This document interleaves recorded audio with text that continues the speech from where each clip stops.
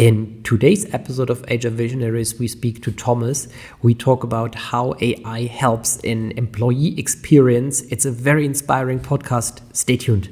Welcome to HR Visionaries, the show where we discover the truth behind contemporary HR. I'm your host, Benjamin. Join me as I unfold today's talent ecosystem with HR innovators from around the globe. Welcome to the latest episode of HR Visionaries. I'm very much looking forward to my guest today, Thomas. It's great to have you. Thank you, Benjamin, for inviting me, and nice being here. Looking forward to our discussion today. Me too indeed. We had an amazing conversation already around employee experience. Thomas, can you tell us a bit about yourself? Who are you?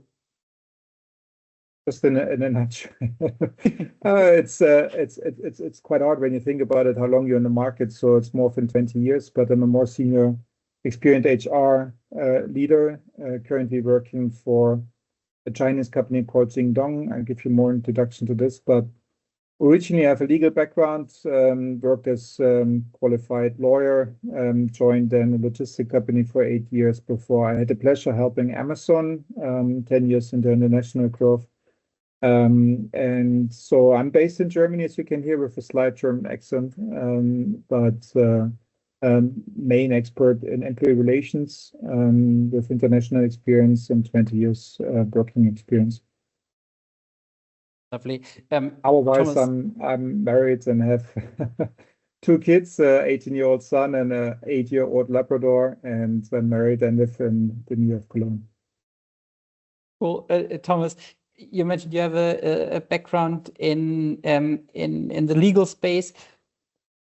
What motivated you to join HR, to join the people space? I love studying law. It's such a diverse program to study, and you touch so many areas of real life, and you understand how many things are regulated and how you can help. In my case, when I finished law and has joined CMS law firm, helping companies and taking decisions and providing legal expertise. I've done this for 5 years, and it was a great learning experience in one of the best HR or employment law teams. But the downside is you come in as an expert for a single case, for a single decision, for a single project, in many cases related to cost optimization, sometimes with negative projects or impact for employees. And this was not really satisfying, and I wanted to control and help companies in improving the entire process. So just not one single incident, but rather driving the entire process, and so somehow influence life of many more in a positive way. And that was one of the reasons why I gave up my legal career and joined one of the companies in the HR department. Was it a big step for you back then? Since it's actually quite a good firm you were working at, and quite good future there, probably. Well, it depends. You would have gone. And of course, we had very interesting clients, and I'm not entitled to talk about names, but it's like huge industries, and you also have challenging projects where you can learn and grow, and you can also develop the legal framework in a country. But again, it's limited to a country, and it's not driving necessarily the entire process. So joining a company has the benefit that you can really own and influence internal stakeholders to take the right decisions. The downside was in a way that you have, of course, different stakeholders, so many more, and to convince your HR colleagues, you have internal communications, you've got your board of directors and so on. Also sometimes it takes longer to convince about doing the right thing, not doing things which are legally right. Yes, you can do many things, but doing the right thing is something different, which you need much more data points and reasons. But that's the joy. The rewarding is that you have a satisfying workforce that you see, and you got a feeling of improving lives of many, versus just giving a legal expertise. So I never regretted that choice. I just selected a different path, which fits more to my nature. Then you went into logistics, right? Yes, it was at the time called TNT Express, a originally Dutch-based logistic company with 50,000 people. We had 5,000 in Germany with 30 different branches, Works Council, Center Works Council, a great academy, and many other elements. And I had a good mentor at that time, Jürgen, who was HR director or managing director of the company. And I learned a lot and could help him and the team as employment and HR manager to build good relationship to works councils, to improve in terms of working conditions with all the teams, and we maintain a good culture. So unfortunately, after 7 years, we struggled a bit with the economic crash 2009, 2010, and there were some other operational challenges. Hence, I then decided to leave 2012, 2013 to join Amazon, which was at the time still small but growing e-commerce company with great opportunity, which demonstrated to be true. So yeah, I left then after 7 years, but I've been still in touch with many of my old colleagues who merged later on with FedEx, and many admire the culture we had established at the time there. That's actually my next question. So it's actually quite interesting. You went from a very large law firm to an organization that is, of course, much larger, and then well, with lots of frontline workers, deskless workers, and then you went to a, well, now enormous, one of the largest companies on the globe. So how were these? How did you experience those moves culturally? So how did it change you? What kind of experience was very useful for you then when you joined your new roles? I had the privilege to learn from 4 different cultures in my career. So the one you mentioned with the law firm, and then TNT is kind of German-Dutch company, very similar to what I experienced before. So the Dutch company, German company, pretty similar. The move to Amazon was a cultural change. It took me long to understand, not from a German perspective. I, of course, knew the European landscape and could explain this very well. But I had to learn that there are complete different perceptions from American perspective. That I remember, like, also phrases like "we are in war with," like, you wouldn't understand as a German, and it took me long to understand, not to convince and find reasons for my strategy and approach in Germany and Europe and how we improve, but also to understand why they are thinking that way and what they have experienced, which environment they're operating in as a head office based in Seattle, United States, with a complete different free economy and so on. And then from that base to explain and build anchors and bridges to explain our position. That was a challenging time. It was, of course, economic-wise and in terms of employee engagement, HR, quite a success story, even not perceived outside the company so well. It took me also much longer there. But it was interesting internally to see the differences, how different economies operate different. Well, in an environment that was like growing massively, and you're now in an environment that also has like a tremendous growth, how does one keep up with these developments when you see so much changing and there's so much growth everywhere? How do you keep track? How do you keep up with the developments? Yeah, I mean, we follow the business strategy. It's always in a way of HR, and then we influence in the direction we need to go. And sometimes when those businesses grow, you have to take priorities and have a clear understanding what is reasonable to make the balanced decisions. For example, at Amazon, there was a desire to grow fast, to build this network and to sustain all jobs and be successful in the long run. So there was a huge investment into all the operational warehousing, for example, and technologies and the buildings that didn't allow at certain times to invest heavily in only employees, right? So of course we had to balance how you spend your investments, and in that respect, it was always like a challenge to argue with the business to take the right investments in people, but also for us as HR to understand, okay, business growth is equally important to sustain jobs.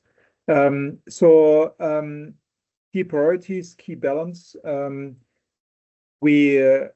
I experience the same now as well in a Chinese company, equal international growth expectations, and also demonstrated in the past 6 months. But maybe with a different cultural background and also different willingness, depending on the shareholders' interests and so on. But for Amazon, I can say I think it was right. We could push enough for getting step by step all working conditions improved. We have had salary increases, investment in careers, multiple things, which might have, and understand from a company perspective, not available when you start up a company, when you ramp up the business growth like they've done in the first year. So it all comes as its time, what is affordable to companies, and also based on the competitors and the markets you operate in. From your perspective, what makes companies successful? Oh, but there's, of course, you need excellent product or service to be successful in the market. But, and that is one side of the coin, most of it is not only technology, it's not only products, it's also the way it's presented, the way it's developed, the way it's designed. So that's normally done by people. So you need a good idea and product, but also you need a good workforce who's fully engaged in driving this market growth, brand growth, whatever you name it, whatever the product is. You cannot just focus on a strong product like Apple, for example, right? I mean, Steve Jobs created multiple good products, but he only was successful because he hired the right people and had the right mindset and gave them the environment to be successful. It was not a visionary, a good, strong leader, but also a working environment where people can grow and can develop and can innovate and can also fail. So you need both equally. Well, you know what I find interesting? Whenever I talk to people from companies that experience a lot of growth, I hear answers like that. And when I talk to representatives of companies that, where growth is perhaps not experienced every day, that goes through several struggles, you hear other stories like, okay, well, HR should have a different function. Why does not every company adopt this mentality that, okay, we need a great product, however, at the same time, we need amazing people who advance our company, and well, one can see from the past 20 years. So many companies stuck to old habits, stuck with an old mindset, and then couldn't grow as others could, despite having very similar starting points. And I'm always wondering, so this mentality of, hey, we need amazing people to advance our products, why is this mentality not at every company? It's a very good question. I mean, companies are also, on the one hand, legal entities, but only persist on their leaders, right? And Exactly. That might be a learning also for business leaders. And we see more and more, and there's a stronger focus more and more on those people topics. Sometimes in a negative way, like the current discussion about sickness in Germany, for example, with reducing the sickness benefits, blaming the employees to be responsible for. But I think the future and many developments will help us. The future will be 4 different dimensions. The one is if I may just give you a little bit of background to this, but the one is, I think, the globalization, the global growth revolution we will see. And it's not just like us in the company I'm working for now, which is JD.com, an e-commerce digital technology company from China with 600,000 people. But I think I experienced this at Amazon, I experienced this with the 2 years I was with Vipro IT company. We will see a global workforce. This is not local anymore. There is a desire by educated employees to work in international environment. And I can tell you from my own experience, my son is 18, he's turning 19 now. This generation Z, or this young generations, they're totally international. I mean, not them being like at school at different countries in US and so on, but also when they finish matric, they go work and travel, go around the globe. They have international networks. They are globally connected. And this will continue. And we see this trend already with workforce where they desire and request international teams. I've been working with Vipro where we had our main workforce in India, 250,000 in total, 200,000 in India. We had international teams. So we were not working national, we were thinking international. We had our shared service center in Romania, right? At Amazon, we were building warehouses in Poland and Czech to support the German market. We were also like international, super international. JD.com, my team is now located across the globe. So this is a kind of norm, and we will use and leverage workforces from all regions and to the benefit of them as well. I mean, salary levels and everything else will increase, but we will not see this as a local workforce anymore. That will contradict some developments we've seen most recently. Mark Zuckerberg made a concern release that they will go away from the diversity policies. Amazon renewed or didn't publish. We see Google doing the same, which I think is wrong. I think working international, and then my learning with America, as explained earlier, was to understand the other side's perception and perspective. And the same was with our Indian colleagues, where certain direct communication was not too much appreciated, and there was lack of kind of level thinking because of their history. And China, again, it's more like the collective team approach and so on. So there are certain things we need to learn from each other, but the future will be international workforce. And we should not hire local, it's global. We have global talents. I think that's one thing where automatically those old management behavior will be outdated. The second and even stronger argument is that we will see the need, if you want to be economically successful, to look into employee experience engagement, right? I mean, Gallup, you know, Gallup is a most well-known platform to do those surveys, discover those 8.8 trillion impact of disengagement or lack of engagement into the world economy, which is, I think, 650 billion for Europe. It's tremendous numbers. And I've seen it in all companies. There are hard factors where you can easily measure, which you obviously see then attendance, so the willingness on overtime on certain shifts or sickness or other parameters. Sometimes you can't see it in the level of innovation, the level of quality, of productivity, but it can be all measured. And this is, there must be an economic reason to do the right things. You will have a competitive advantage. And it's not just like a nice thing by Steve Jobs and it's maybe his vision, but it's also economically successful. And not only, I mean, he has proven it like many others did. And so when you have this focus on not only product, but also people and providing this, they will positively influence the development of new products, quality, service, and whatever. And so you have a higher revenue, but you also need to kind of invest in that respect. So have the right policy, have the recognition programs, career development. So there's a lot of things you need to do, but there's a high return of invest.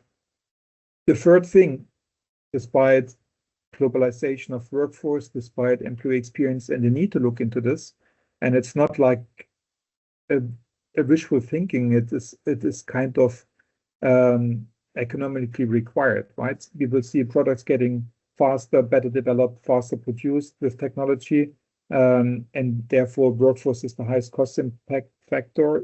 You need to look into this to be better on the employee side, and this is not by force. This is not by cost reduction, by retrenchments. This is by developing your workforce and use them rightly. The third element which will help, and I'm sorry if I talk too long, you stop me. The third element is artificial intelligence. I love it. I just need to write stuff down because I have so many follow-up questions. The third one is artificial intelligence. We shouldn't be scared. I know Richard David Brecht, the German philosopher, had those horror scenarios where we see like such a tremendous change. Yes, we will see a change. We have roughly about 3.6 billion employees worldwide. There will be 170 million new jobs created, 92 or 95 will be vanishing. Those are direct impacts for people affected, of course, that this is a tremendous change. But in a global scale, it's more like that the entire workforce will change in the way the tools they use. I experience this in HR. It's not only HR data management and obtaining process optimization, but also getting different insights, having different opportunities, not only to speed up, but really getting different information to use to improve further. So this AI will also help, not only to streamline HR and to be more effective and use the resources for something else, but also for demonstrating economic impact and driving business decisions. So I think then the topic of engagement becomes even stronger when you can demonstrate the economic impact of it in all the variations. So those are three trends, I think, which are, to my understanding, certain for the next 5 to 10 years, and we're already walking that path, but it become top priority and must be in all organizations. So if managers hold on to old-fashioned understanding of economy, I think those companies will struggle sooner or later. Thomas, as I mentioned already, I have so many follow-up questions. Then I can have a sip of my coffee. And first of all, I love what you said with regards to a global workforce, since this, of course, also enables people to live or lead a life they really want to lead, rather than being like in a situation where you're afraid of change. But I experienced that in particular people with a very global mindset, they embrace change in a complete different ways, see it much more as an opportunity than as threat and something that they're scared of. You mentioned understanding people is incredibly important, in particular from different cultures. How do you help your team members to understand different cultures? Since we as humans, we very quickly judge instead of like just trying to understand what drives a person's decision. Different ways. There is hard process related easy topics like scheduling meetings which are suitable for all people across the world. Be mindful about their time zone. Be mindful about their working ethics. Some people work over weekends, some people in some jurisdictions don't.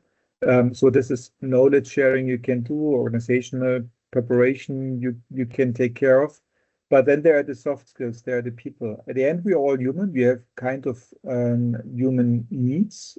So respect with each other, the way of communicating.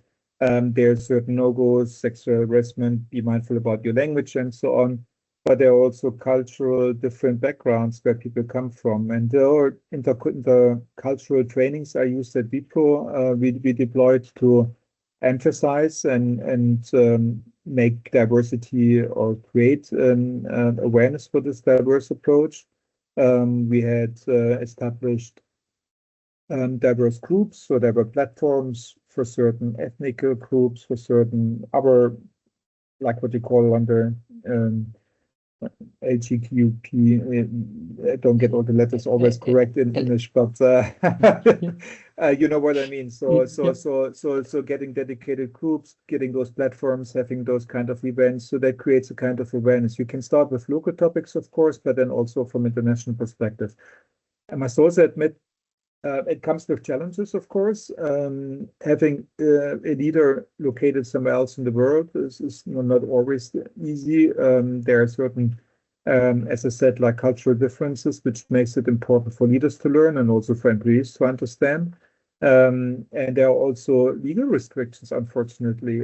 Some countries operate with employee representations, and some legal frameworks are not flexible for the modern world. So I think country legal restrictions is one barrier, cultural understanding is one, but that's something we can work on as a company. So as I said, like we did trainings, we did those platforms, and in planning you can organize a few things to do the right thing. And now I'm learning about the Chinese Spring Festival, which is the New Year's Eve, end of January.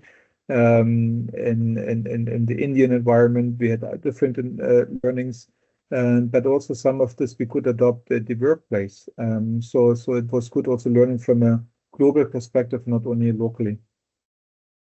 Well, Thomas, you can probably imagine that, well, particularly what you said about employee experience and AI. I'm incredibly curious and very excited to learn your perspective. The economic perspective and the competitive advantage you mentioned. How do you successfully measure employee engagement? Certainly not by having a 65-page annual survey. This is I thought everybody loved that. and best in paper format. No, this is where it came from. There are multiple ways to look at. First, you of course you can run a survey at Amazon. We developed this so much that we had a daily question being asked on all the equipment we used. So we had weekly, monthly. We evaluated on a monthly basis, but the downside on surveys, as good as they are, is you get responses to only questions you ask. So there's a lot of things undetected under this. So despite a survey, the second is in terms of voice mechanism, where you ask reactively about current opportunities for improvement, is open feedback boxes. There is an open communication channel. There is email. There is grievance box. So there's a lot of reactive topics to be addressed as an open feedback opportunity, and not only to questions you ask. Of course, then you can do surveys, roundtables. You can do exit interviews. You can do and look into feedbacks on Kununu, Glassdoor, you name it, those platforms where normally people who only have left the company report, and in general the scoring is rather lower than internal surveys, since positive people probably stay or go and don't necessarily talk bad about the employer. But there's also those data points. So like attendance, like what is your voluntary attrition? Do people vote with their feet and resign? Do people take trainings? This is something where you can measure also in terms of data if things going bad. There are multiple data points, the way of communication, the way of complaints, and so on. But then there's third also, and this is something which most companies not necessarily measure, but what are you doing proactively to ensure that you get the work environment you desire?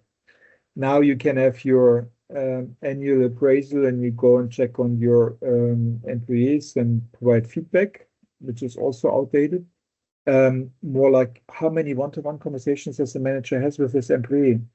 How do they follow up on the topics? What tools do we provide to them? How many have a career development plan and plan their career accordingly. How many are embedded into different projects? How many have skip level meetings? So those proactive mechanisms you want to see an organization to do to create this environment, you structurally embed policy, align with the management, and have this as a vision to make sure that this is happening. This is then also combined with trainings and educating the why.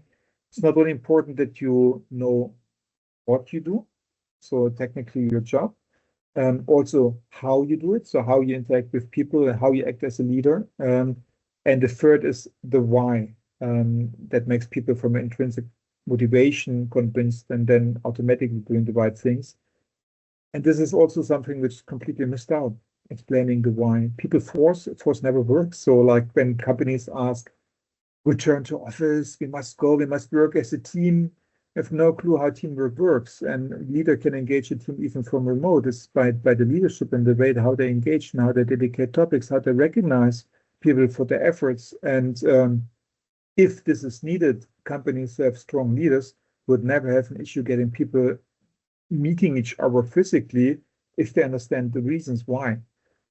So this is a trend. I understand there might be some lack of innovation to some extent, but this is not where the people physically sit. This is by how they've been led. So did I answer your question? Indeed, and I think what's so interesting is that people nowadays are empowered to ask these questions, right? So like, okay, if it makes sense, sure, I'll be at the office, but why, right? So if there's a reason, sure, but if there's no reason, okay, why would I then bother? It's the false understanding that you can force people and then they automatically be productive. Again, it's the way how you lead and how you engage and how you motivate and how you don't have to even motivate. People are motivated from the beginning. Otherwise they wouldn't join, but then you must make sure they're not getting demotivated. But forcing people to meet or sit in the office and doing the same what they could do somewhere else without explaining, without really checking in if this is really beneficial, it's not helpful. COVID has shown us that despite all the tragedy which came with it, that working from remote is possible in so many jobs, which no one thought about is possible before. And now companies who are not strong in their leadership try to revert this back.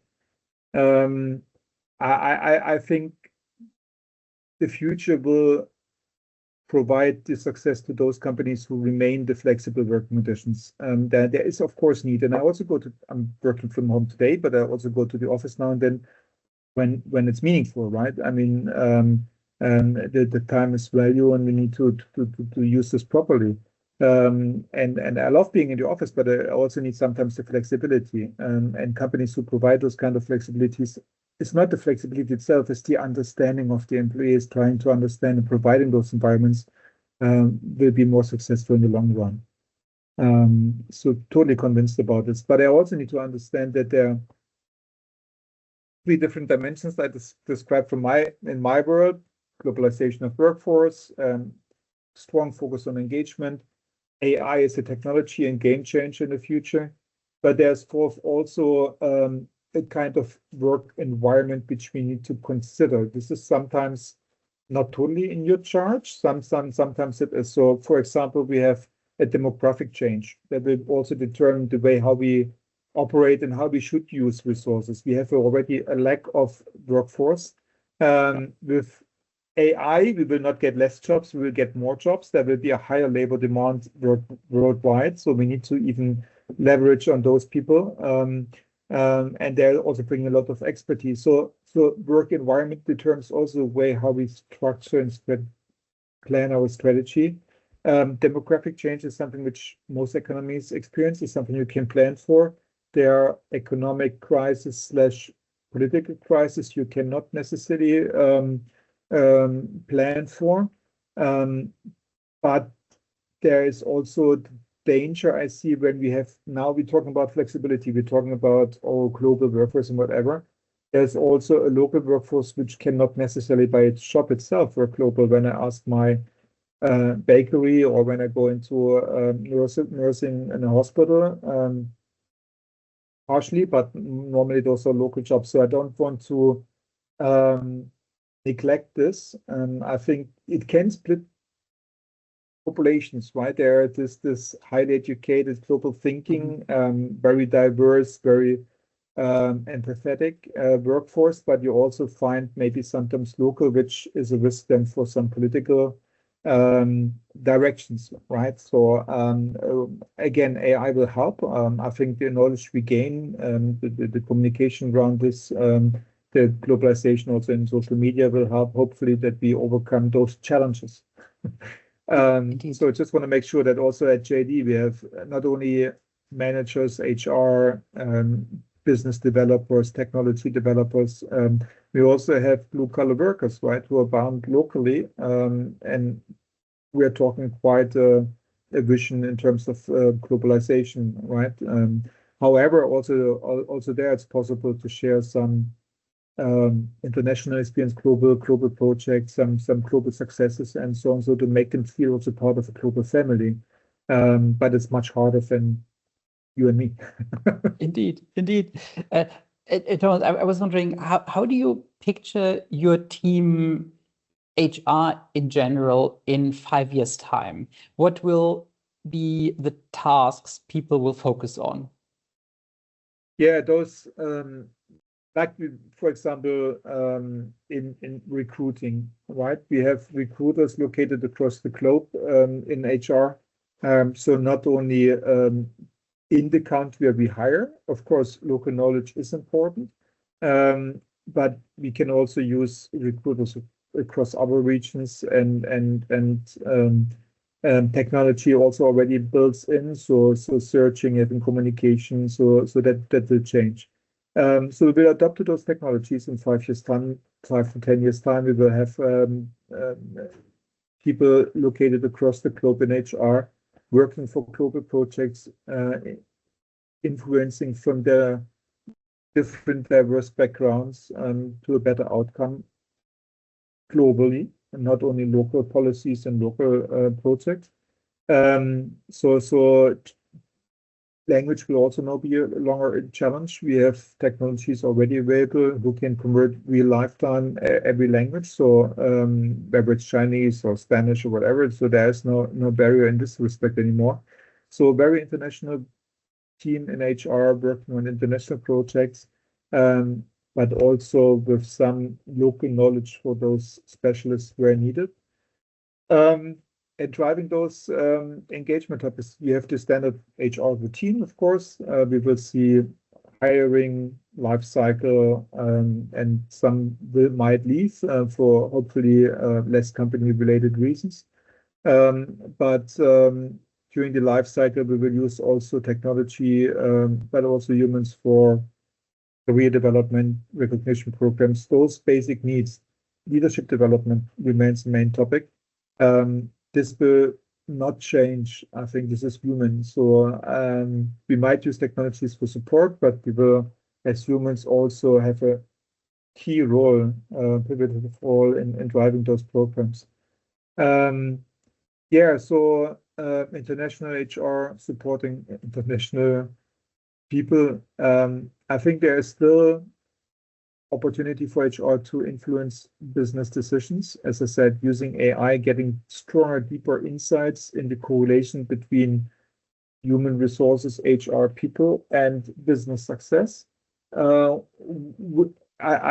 strongly believe that the AI and the data analysis that can run with it will give us new information and also better root cause understanding about certain gaps we might not foresee right now, right? And we come maybe to new conclusions and new programs in the future. Now, like a fashion, everything runs in a certain wave. There was, of course, like the diversity wave. Now there's this wave. I think it's all right, but I think always, and I learned this at Amazon, making a good root cause analysis, understanding what are the key issues. I think AI will help us to be even better on this, and maybe there are some additional programs needed.